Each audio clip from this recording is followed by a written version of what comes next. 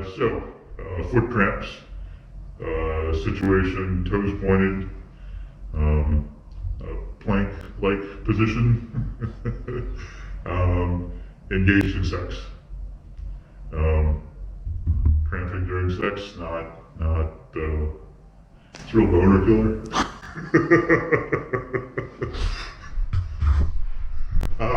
So what can I do about that, Dr. Scott?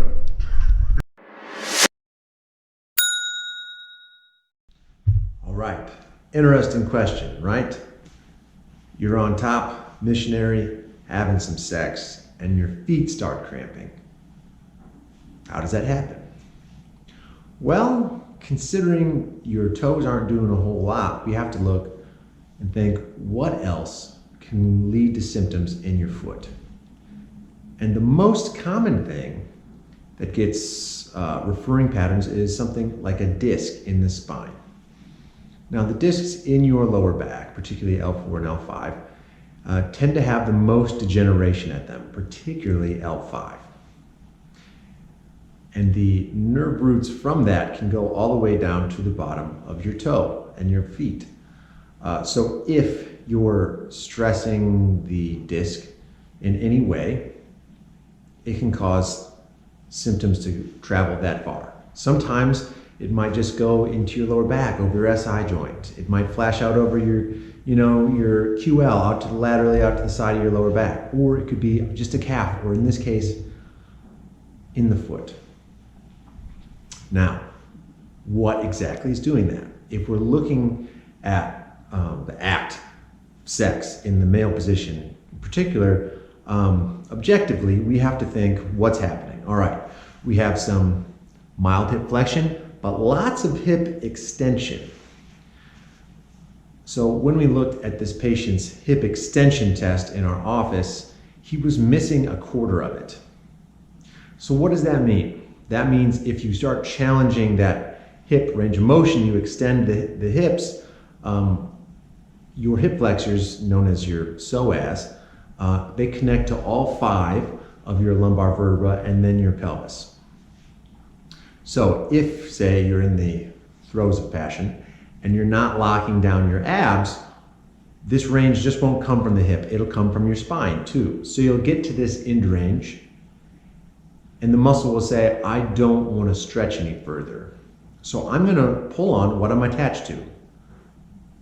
Oftentimes, and more often I'll say, in everyday stuff, when somebody's doing an ab exercise and you feel it kind of at the crease of your hips, that's your hip flexors pulling on its attachment. So in this particular case, that psoas reaches its end range and says, I can't stretch anymore. I'm going to pull on what I'm attached to. Sometimes that even involves the anterior nerve roots from those, that level of the spine. So there's potentially those getting adhesed along with the psoas. The psoas is pulled tight. It basically causes the curve in your spine to exaggerate. So instead of having a nice gentle curve, it gets more pronounced, putting more pressure on the discs and thus causing radiating symptoms. So what's the fix for this? Because as our patient said, it's a real boner killer. 1, fix the adhesion that's affecting the disc. In this particular case, working on the psoas, making sure hip extension is full is going to be key, making sure all those nerve roots are nice and clean, they're not stuck to the muscle at all, and then more indirectly, working on the lumbar erectors, the muscles in your back, as well, making sure there's no excess force coming in from dysfunctional muscles there. Even though we could clean all these up and everything could be perfect, there could be enough degeneration in there where this could still pop in from time to time. So what you have to do as you're doing this, sounds like a lot of work, but you have to lock your rib cage down as you do this. That way, if your muscles are healthy, your hips will keep extending, you'll keep allowing yourself to have the functional aspect of what you're doing, but your spine's going to stay more neutral, thus staving your back. All right. Well, I'm glad we all learned something today. If you have any questions, let us know and I'll make a video. Have a great day.